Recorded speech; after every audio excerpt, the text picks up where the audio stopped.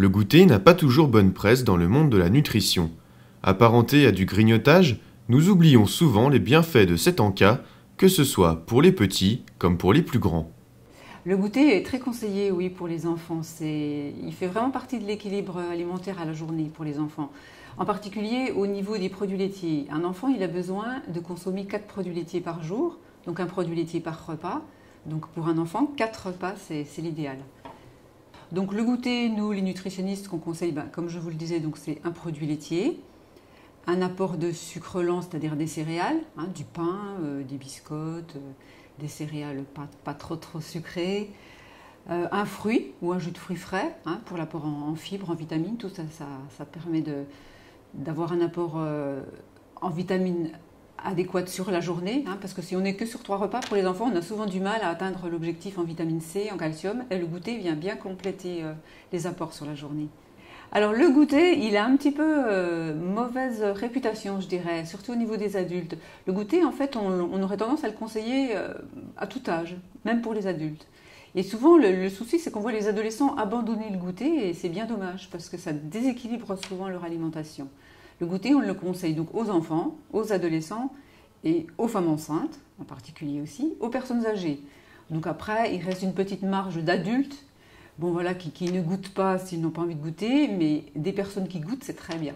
Et souvent, moi, au cabinet, je vois arriver des personnes qui s'excusent de goûter. Voilà, j'ai l'habitude de prendre un goûter, c'est pas bien. Eh bien si, c'est très bien. Le goûter permet de rééquilibrer l'apport alimentaire sur la journée. Et puis une petite collation comme ça, surtout si on a faim, vers 4 ou 5 heures, permet de manger moins le soir, donc c'est tout bénéfice. Donc le goûter, il est pris à heure fixe, c'est pas à 3 heures, à 4 heures, à 5 heures, voilà, c'est tous les jours à peu près à la même heure. C'est un repas, donc on s'assied, on prend un repas, on va manger, le goûter idéal, c'est ce que je viens de vous dire. Donc se réhydrater d'abord, de l'eau, la boisson idéale.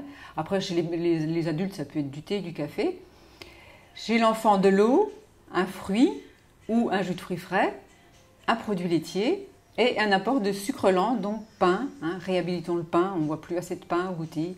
Du pain avec un petit peu de beurre, un peu de confiture, du pain avec du chocolat, du pain même avec un peu de Nutella, c'est pas non plus problématique, plutôt que tous ces gâteaux, céréales archi sucrées qu'on trouve maintenant dans le commerce. Voilà, le pain, c'est vraiment l'aliment de base du goûter en fait. Un yaourt nature, du pain, du chocolat, un jus de fruits ou un fruit, c'est parfait pour un goûter. Oui, des conseils, c'est surtout justement au niveau du goûter et du petit déjeuner, ces deux repas qui sont à peu près similaires, et vraiment redonner du pain à vos enfants. Ça, c'est vraiment le conseil que je donnerais de base. Voilà, du pain, du chocolat, du pain même du Nutella, du pain, du beurre, de la confiture, du pain, du fromage aussi au goûter, s'il y a des enfants qui aiment bien goûter salé. Ça sera toujours mieux que des gâteaux, des viennoiseries, Et les enfants, en fait, ils aiment beaucoup le pain. Vous verrez, vous serez surpris.